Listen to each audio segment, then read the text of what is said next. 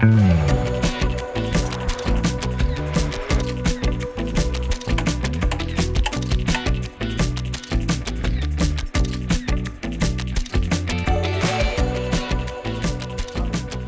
I'm Jack. Welcome to Petrol Lounge. This is the Polestar1. This is a new car for us. We just got it in the other day. Everybody's been really excited about this, so we thought we'd do a quick hot take and just kind of go over this really unique car. It's really special, really different. It's not like anything else Volvo has ever done, and it really starts with the hybrid drivetrain that this car has. So we're going to just go ahead and open the engine up and get started. This car is a plug-in hybrid, so there's a couple of ways that this car can be powered. You plug it into the wall, you can charge the batteries overnight. You know, as long as you're not going any further than 93 miles, you could drive this car all day, not use any gasoline, plug it in at night, use it just like a Tesla.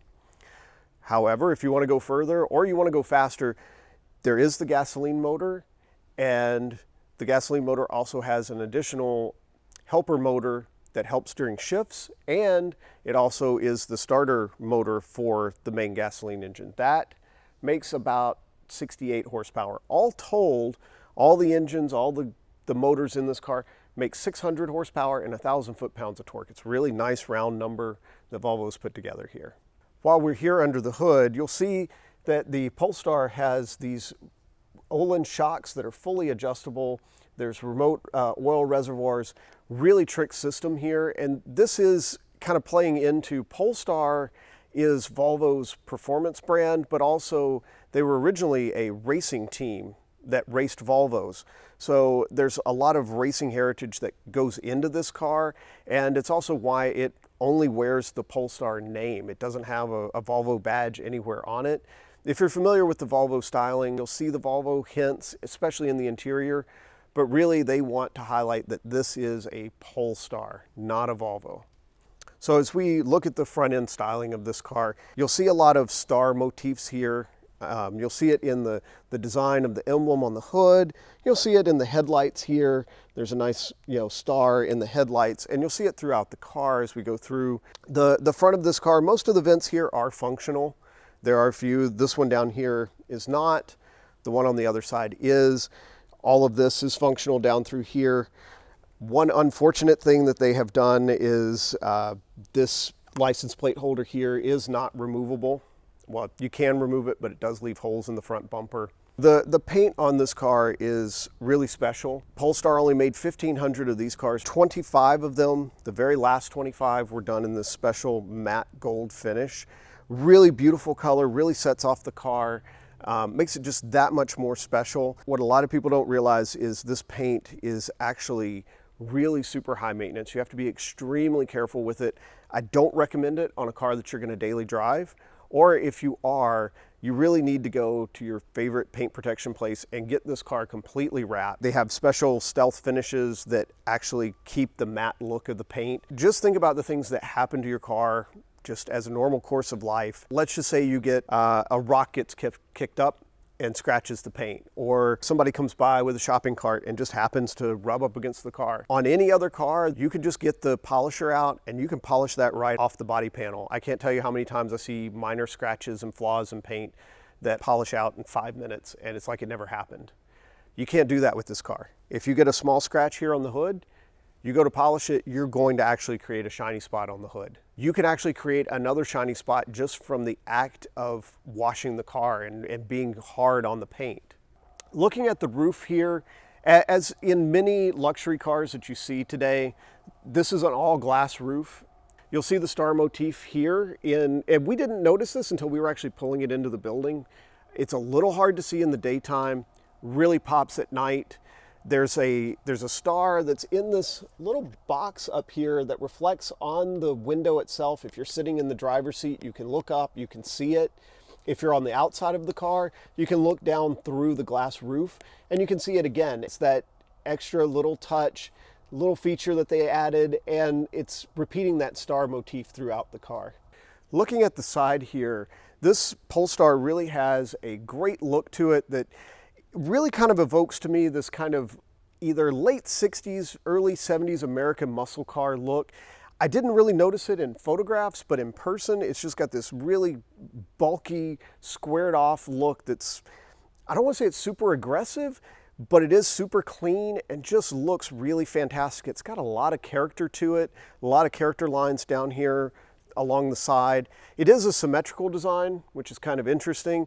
There's a gas cap on one side. This side is actually the cap for the plug-in electric hybrid system. So you plug it in on this side, you fill up the fuel on the other side. This is also their first car that's done with their, I'm gonna have to read it off the side here, CFRP, which is the carbon fiber reinforced polymer compound. It's a lot like a normal carbon fiber, but it uses a plastic base for it. It is very strong, it's very lightweight. It's also a lot more inexpensive than just pure carbon fiber that you're used to. We've been seeing Ford use this on the Mustang. I think this is maybe the first time we've seen it used wholesale on the outside of a car. Moving on to the back here, I find this to be a really cohesive whole design where it feels like one designer really had control over this whole car and really got to build the car that they wanted to build. Looking around, you can see hints of carbon fiber down here. There is carbon fiber throughout the car, both the carbon reinforced polymer and traditional carbon fiber as well. They did a lot of extensive use on that. Tailpipes are actually real. There's 4 of them, they're symmetrical. The tips are a little bit overdone, but there is a real exhaust behind there. It's not these kind of fake tips that you're starting to see, particularly on the hybrids and the electric vehicles. We also have a spoiler back here, and I saw a button inside earlier that makes it look like we can make this come up when we want. We're gonna try that out. It may just be a thing that comes up at certain speeds or functions as an air brake, but we're definitely gonna check that out.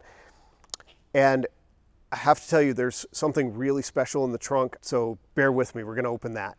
We just popped this trunk and it does open on its own, and this is just gorgeous.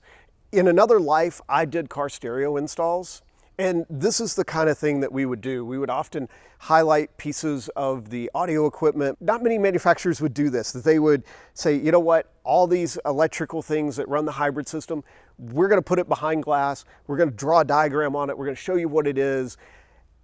It's just super cool to me. I love this. Whenever I pop the trunk, people are like, oh my God, look at that. It's lit by LEDs. It's just a great piece. It looks really custom, and it's here on just a normal production car. This is one of my favorite features of the car. I can't get over it. I can't believe they did this. Moving inside the car, these door handles really aren't unique anymore, but we do see them a lot on higher end cars. Aston Martin does it. My Jaguar has it. You see them on the GTR, Nissan GTR. And they're here, you know, they sit flush with the door, but then you have a button that you can push, pops them out, and then you grab from underneath. The door itself has a surprisingly weighty feel to it. A lot of times when you start getting into cars that have a lot of this carbon fiber, carbon composite materials, the doors end up being really, really light. And it's not really so much of a problem, it's just a sense of feel. The door doesn't feel as solid and substantial, and they don't always open and shut the same way. This door really just feels like, I'm going to say it feels like a Mercedes door. It has a very nice weight to it, and even when you shut the door, it just has a nice sound, a nice thunk. It really feels like a quality premium piece of equipment. All of this attention to detail is just really amazing in this car. Moving inside, you've got some nice carbon fiber trim through here. I also have to stop for a minute and highlight, they did this B&W Bowers & Wilkins audio system. And again, as I said, I did car audio in another lifetime. The B&W stuff is really some of my favorite audio equipment. It has a really nice warm feel to it that I love. And this is one of the best sounding car stereos that I've heard in any vehicle that's been in here, even including some of the aftermarket installs that I've heard. It is really stunning. It's really fantastic. There's not gonna be a way for us to give you that experience, but trust me, when you're in this car and you have the radio on and really turned up, oh my God, it's nearly a religious experience. It's so amazing. they really did try to go a little higher end here. Actually, I'm going to say a lot higher end. The first thing you really notice as you're getting in are these seats are just absolutely incredible. I mean, not only are they a fantastic seat to sit in, but the look of it, immediately you're taken by some of these details. It's a lot of leather work. This is not easy to do. And again, it's one of those things I go, really, a manufacturer is going to put this in a car, even if they're only going to make 1,500 of these. It's stunning. And there's this kind of weaved leather that runs down the bolsters here. You've got this yellow contrasting stitching. It is a phenomenal look, and you keep seeing this. The use of the leather in this car is just really amazing. And also, you can't help but notice these yellow seat belts over here. They're bright yellow. They are specific to this last 25 of the 1,500 that they're going to make, but it's a great touch. So many times you get in a car and it's just ruined by the things that you touch. You touch a door handle and it's not really metal. It's plastic. It feels plastic. It feels weak. And I talk about this all the time. Some people get it, some people don't, but it's super important to me. And I feel like if you get into a car and you're touching things and they feel quality, it has a subconscious effect on you that makes you think, wow, somebody really thought about this. This is a special car. We also see things here, we're seeing this more and more in the high-end makes. It's a carbon fiber weave here, but it's kind of bookended. It goes one direction here and it goes another direction here. And I'm seeing this on McLarens in particular, where they will do this kind of contrasting pattern. Usually they do it to put race numbers in the side of a carbon fiber panel. Here it's just a pretty simple herringbone design, but it is more complex. It is a little bit more work, and you'll even see it on the doors here. Again, it's this kind of, it goes one angle and then it goes the other. Really nice stuff. Sitting here at the steering wheel, again, I believe this is pretty standard Volvo kit. It does have a really nice grain leather on it. It's got the nice little Polestar badge. I'm told that this unusual start-stop feature of the engine here, this is a Volvo part. You've got your standard, we're seeing this a lot in cars with the, touchscreen display. This is a pretty standard high-end thing that we see a lot now. You've got this really nice gear shifter here. It feels like it's probably polycarbonate, but it's got a nice feel to it. It's nice and chunky. It feels good in your hand. I did have a little bit of difficulty getting it into gear. Unlike my Jaguar, when you pull back, it doesn't automatically go into drive. It kind of steps through things. So it seems like going from reverse to drive, I've got to pull it twice. It does have several different modes as well. Like there's a full hybrid mode. We did find the button over here for the rear spoiler, and I'm going to try that now. I think that's going to cause the spoiler to go up. So I press that, and yes, it actually does. Even the rearview mirror here, you'll notice it's a frameless rearview mirror. It's something we're seeing a lot more, especially in the high-end brands. It's not unique, but it is one of those really nice touches. And this is something I haven't seen before. It continues to these side mirrors. The side mirrors are even frameless. Usually you'll see them tucked down inside the rearview mirror housing. Not here, they're actually on the edge. And even more crazy, when you go to adjust them, they actually move the entire pod of the mirror. The mirror doesn't move, the pod moves. Absolutely stunning. It's really crazy. I still can't believe that they did that. I mean, why? Why would you do that? Why would you move the whole housing when all you have to do, it requires a bigger motor, it requires more money, it requires a complete rethink of how you design that whole housing. That's actually an expensive thing for Volvo to do, and it's something that 90% of their customers are never going to notice. I have no idea why they chose to do it, but I love it. These kind of things make me excited. They geek me out. I can't believe that this is something that a major manufacturer is going to do. I would expect it from somebody like Pagani, but not from Polestar, not from Volvo. Before we leave this car, I do have to talk about the back seats.